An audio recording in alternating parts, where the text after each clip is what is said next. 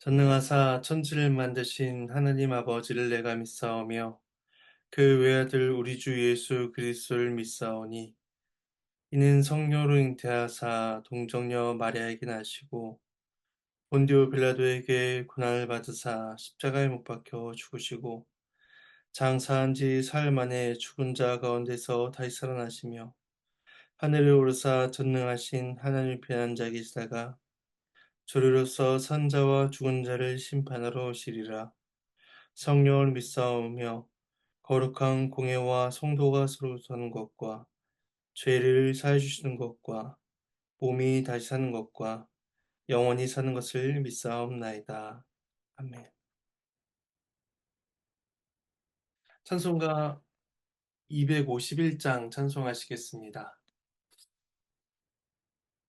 251장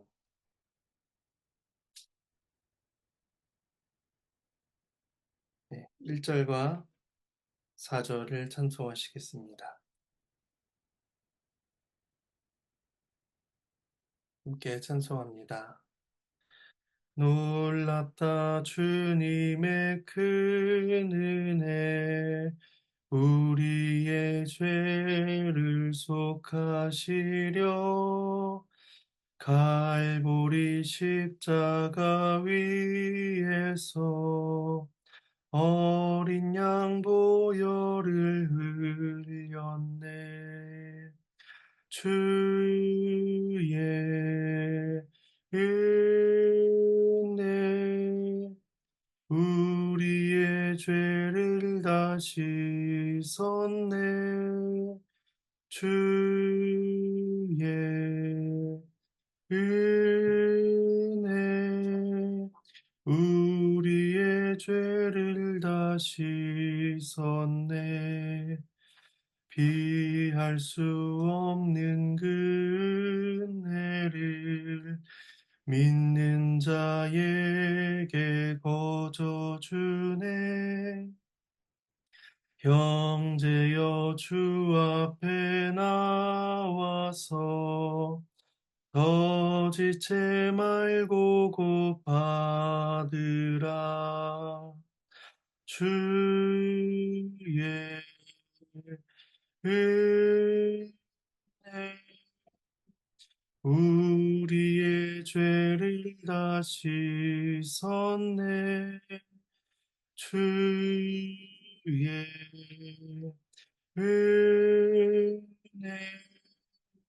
우리의 죄를 다 씻었네.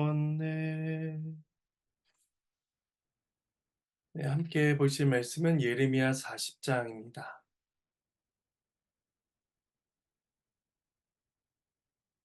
예레미야 40장 1절에서 16절까지의 말씀입니다. 네, 말씀은 본문을 살펴가는 가운데 봉독하도록 하겠습니다. 이제 주의 말씀을 함께 나누겠습니다. 39장 앞의 장에서는 예루살렘이 함락되고 멸망받는 장면이 기록되어 있습니다. 이스라엘은 심판을 받고 아무런 소망이 없어 보입니다. 그런데 그런 재난 속에서도 구원을 받는 사람이 있었으니 바로 예레미야였습니다. 39장에서는 예레미야가 느부갓네살 왕에 의해서 석방을 받는 것으로 나타나고 있는데 오늘 보는 40장에서는 사령관인 느부사라단에 의해서 이제 예레미야가 자유의 몸이 되는 것으로 소개가 되고 있습니다. 이에 대해서 학자들은 각각 이제 크게 두 가지 견해를 갖게 되는데 첫 번째 견해는 이 39장과 40장 예레미야의 석방을 각각 두 개의 사건으로 보는 것입니다. 또 다른 하나의 견해는 그 하나의 사건을 40장에서 조금 더 구체적으로 설명되는 것으로 보는 견해입니다. 우리는 이 사건을 각각 두 개의 사건으로 보는 관점에서 본문을 살펴보도록 하겠습니다. 먼저 1절에서 6절 예레미야의 석방에 대해서 말씀을 하고 있는데 먼저 1절 말씀만 봉독하도록 하겠습니다. 사령관 느부사라단이 예루살렘과 유다의 포로를 바벨론으로 옮기는 중에 예레미야도 잡혀 사슬로 결박되어 가다가 라마에서 풀려난 후에 말씀이 여호와께로부터 예레미야에게 임하니라. 39장 11절 단락에서 예레미야는 감옥들에 갇혀 있다가 느부갓네살 왕에 의해서 자유의 몸이 됩니다. 그래서 감옥에서 풀려난 예레미야는 그달의 집에 머물며 보호를 받게 됩니다. 근데 아마 그때에 예레미야가 홀로 집을 나설 일이 생겼고, 그때 이제 유다 사람들을 인질로 끌고 가던 바벨론 군사들에게 목격되어 아마 다시 포로로 잡히게 되었을 것입니다. 그렇게 일반 포로의 무리에 섞여서 다시 바벨론으로 끌려가게 되었고, 그때 라마에서 예레미야를 알아본 사령관 느부사라단의 도움으로 이제 다시 풀려나게 되는 장면입니다. 이것이 이제 이 사건을 각각 39장과 40장을 각각의 사건으로 보는 견해입니다. 물론 이것을 하나의 사건으로 볼 수도 있지만 여기에서 중요한 것은 이것입니다. 하나님께서 예레미야를 구원하신다는 것입니다. 예레미야 1장 8절과 예레미야 1장 19절에서는 예레미야를 향해서 내가 너와 함께하여 너를 구원하리라, 너를 구원할 것이다 라는 하나님의 약속이 반복되어 주어지고 있습니다. 그 말씀처럼 하나님께서는 지금까지 예레미야를 그 예루살렘 왕과 보관들의 손에서 구원해 오셨으며 또 지금도 바벨론의 사람들 손에서 예레미야를 기억하시며 구원하시겠다라는 사실을 확인시켜 주십니다. 2절과 3절 말씀을 봉독하겠습니다. 사령관이 예레미야를 불러다가 이르되 내 하나님 여호와께서 이곳에 이 재난을 선포하시더니 여호와께서 그가 말씀하신 대로 행하셨으니 이는 너희가 여호와께 범죄하고 그의 목소리에 순종하지 아니하였으므로 이제 이루어졌도다. 이 일이 너희에게 임한 것이니라.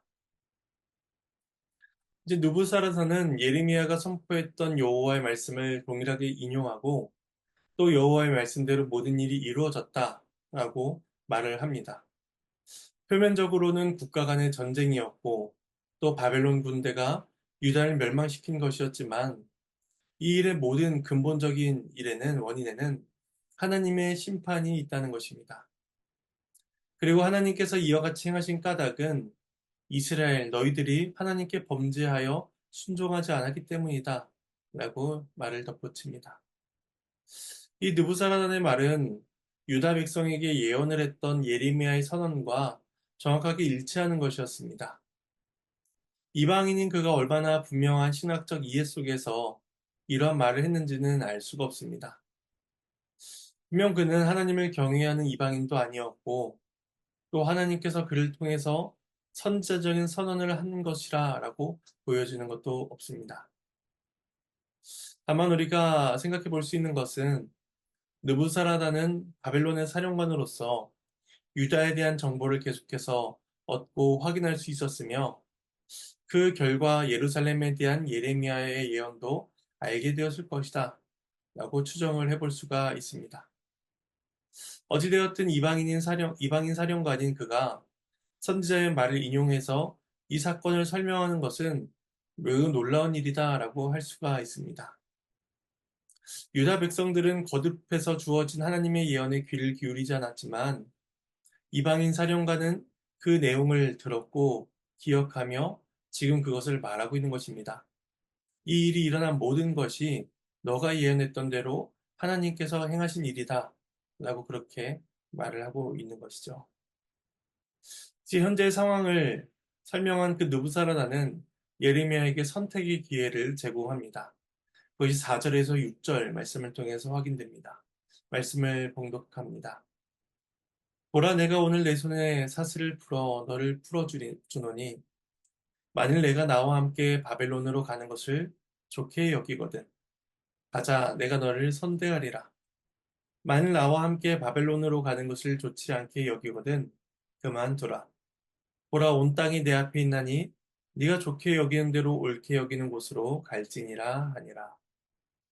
예레미야가 아직 돌이키기 전에 그가 다시 이르되 너는 바벨론의 왕이 유다 성읍들을 맞도록 세운 사반의 손자 아이감의 아들 그다리아에게로 돌아가서 그와 함께 백성 가운데 살거나 네가 옳게 여기는 곳으로 가거나 할지니라 하고 그 사령관이 그에게 양식과 선물을 주어 보내매 예레미야가 미스바로 가서 아이감의 아들 그다랴에게로 나아가서 그 땅에 남아있는 백성 가운데서 그와 함께 사니라. 그는 예레미야에게 함께 바벨론으로 간다면 내가 너를 선대하겠다라고 약속을 합니다. 혹은 아니면 원하는 곳 어디든지 갈 수 있으니 자유롭게 결정하라라고 그렇게 권합니다. 이것은 시드기야 왕부터 백성들까지 모두 포로로 끌려가며 또 자유를 박탈당한 상황과는 매우 상반되는 모습임을 보게 됩니다. 예레미야에게는 자유와 선택이 주어지고 있습니다. 예레미야가 아직 돌이키지 않았을 때, 돌이켜 떠나지 않았을 때, 그가 바벨론으로 가기를 원치 않는다는 것을 안 느부사라다는 예레미야를 유다 총독 그다랴에게 보내려고 또 권합니다. 바벨론에 의해서 멸망당한 유다의 안전과 치안 상태는 그리 좋지를 않았을 것입니다. 느부갓네살에 의해 자유의 몸이 되었다가 군사들에 의해 다시 포로로 끌려오게 된 것처럼 어떤 위협이 예레미야를 또 기다리고 있을지 알 수가 없는 일이었습니다. 그래서 느부사라다는 예레미야를 유다 총독에게 보내 안전히 거할 수 있도록 조치를 취해주고 있는 것입니다. 그곳에서 안전을 보장받은 후에 예레미야가 원하는 곳으로 어디든지 또 이동할 수가 있었으니 이것은 느부사라단의 현명한 판단이며 또 배려였습니다. 그래서 그는 예레미야에게 양식과 선물을 주어 이제 보냅니다.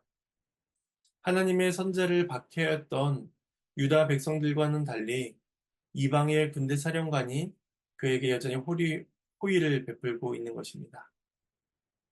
이런 느부사라단의 모습은 유다 고관들의 모습과 상반된 모습을 보여주며 유다 사람들의 불의를 더욱더 부각시켜 주는 것이죠. 이에 예레미야는 미스바로 향하여 그다야에게로 나아갔고 그곳에 있는 자들과 함께 거주하게 됩니다. 이어진 7절에서 16절까지 말씀은 유다 총독인 그다랴와 관련된 내용이 나오고 있습니다. 먼저 7절에서 12절까지 말씀을 봉독하겠습니다. 들에 있는 모든 지휘관과 그 부하들이 바벨론의 왕이 아이감의 아들 그다랴에게 그 땅을 맡기고 남녀와 유아와 바벨론으로 잡혀가지 아니한 빈민을 그에게 위임하였다 함을 듣고 그들 곧 느다냐의 아들 이스마엘과 가레의 아들 두 아들 요하난과 요나단과 다누메스의 아들 스라야와 느도바 사람 에베의 아들들과 마아가 사람의 아들 여사냐와 그들의 사람들이 미스바로 가서 그다랴에 이르니 사반의 손자 아이감의 아들 그다랴가 그들과 그들의 사람들에게 맹세하여 이르되 너희는 갈대아 사람 섬기기를 두려워하지 말고 이 땅에 살면서 바벨론의 왕을 섬기라. 그리하면 너희에게 유익하리라. 보라 나는 미스바에 살면서 우리에게로 오는 갈대아 사람을 섬기리니 너희는 포도주와 여름 과일과 기름을 모아 그릇에 저장하고 너희가 얻은 성읍들에 살라 하니라. 모압과 암몬 자손 중과 에돔과 모든 지방에 있는 유다 사람도 바벨론의 왕이 유다에 사람을 남겨둔 것과 사반의 손자 아이감의 아들 그다랴를 그들을 위하여 세웠다 함을 듣고 그 모든 유다 사람이 쫓겨났던 각처에서 돌아와 유다 땅 미스바에 사는 그다랴에게 이르러 포도주와 여름 과일을 심히 많이 모으니라. 근데 여기에서는 그다랴의 통치 아래에서 회복되는 유다의 모습을 보여줍니다. 여기서 두 부류의 사람이 그다랴에게 나온 장면이 기록되어 있는데 먼저 7절에서 8절은 군사들이 나오는 장면이 기록되어 있고 11절과 12절에서는 각처에서 쫓겨났던 유다 사람들이 그다랴에게 나오는 장면이 나타나고 있습니다. 먼저 7절에서 들에 있는 지휘관과 그 부하들이 나옵니다. 이들은 아마 시드기야가 도망할 때 함께 도망했다가 흩어지게 된 병사들이거나 혹은 예루살렘이 함락될 그 즈음에 도망간 군사들일 수가 있습니다. 그들이 과거 어떤 일을 했든지 간에 관계없이 그달라는 그들을 기쁨으로 받아들입니다.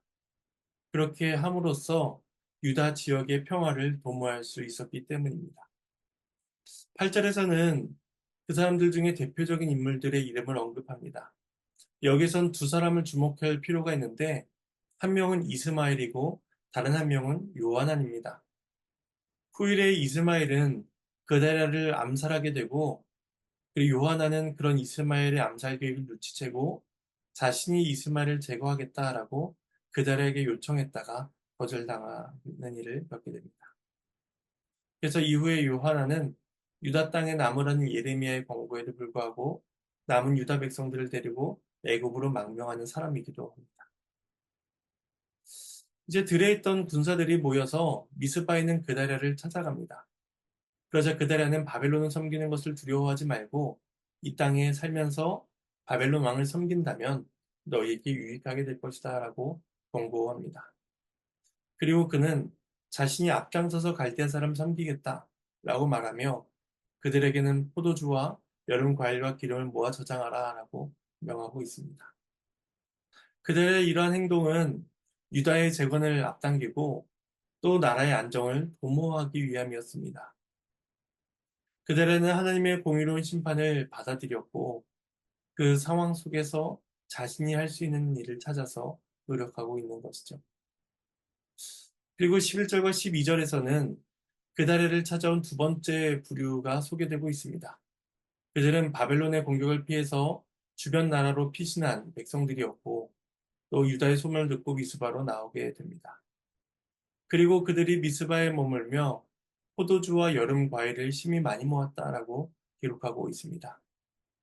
이것은 유다가 회복되고 있음을 보여주는 표현이라고 볼 수 있습니다. 바벨론에 의해서 침략당한 가나안 땅이 완전히 황폐화되고 끝나버린 것이 아니라 이제 군사들과 백성들이 모여들고 있고 또 그 땅의 산업이 회생되는 일이 일어나고 있는 것입니다. 이로써 남아있는 자들은 약속의 땅을 통해서 베풀어 주시는 하나님의 은혜를 다시 경험하게 될 것이며 70년 후에 일어나게 될 그 포로 귀환의 날을 고대할 수가 있게 되었습니다. 이제 마지막 단락인 13절과 16절 부분은 그다레를 죽이려는 모의입니다. 말씀을 봉독하겠습니다. 가레의 아들 요하난과 들에 있던 모든 군 지휘관들이 미스바에 사는 그다랴에게 이르러 그에게 이르되 암본 자손의 왕 바알리스가 내 생명을 빼앗으려 하여 느다냐의 아들 이스마엘을 보낸 줄 네가 아느냐 하되 아이감의 아들 그다랴가 믿지 아니한지라. 가레아의 아들 요하난이 미스바에서 그들에게 비밀이 말하여 이르되 청하노니 내가 가서 사람이 모르게 느다냐의 아들 이스마엘을 죽이게 하라. 어찌하여 그가 내 생명을 빼앗게 하여 내게 모인 모든 유다 사람을 흩어지게 하며 유다의 남은 자로 멸망을 당하게 하려 하니라. 그러나 아히감의 아들 그다랴가 가리의 아들 요하난에게 이르되 네가 이 일을 행하지 말 것이니라. 네가 이스마엘에 대하여 한 말은 진정이 아니니라 하니라. 하나님의 말씀입니다. 하나님께 감사합니다. 이스마엘을 제외한 지휘관들은 그다랴를 찾아가서 한 가지 사실을 고합니다. 이스마엘이 암본 왕의 사주를 받아서 당신을 죽이게 한다 하는 것이죠. 아마도 그다랴는 암몬 왕에게나 또 이스마엘에게나 불편한 존재였을 것입니다. 왜냐하면 암몬의 경우에는 유다가 바벨론에 의해 멸망하게 된다면 암몬은 자신들이 그 가나안 땅 지역을 차지하고 통치하려 했을 것입니다. 그리고 이스마엘의 경우에는 내일 볼 41장 1절에 의하면 왕의 종친이었다라고 말을 합니다. 그러니까 다윗 왕조가 아닌 자가 총독으로서 유다를 다스리고 있으니 이스마엘에게는 불편한 존재였고 또 암몬에게는 암몬대로 불편한 존재였을 것입니다.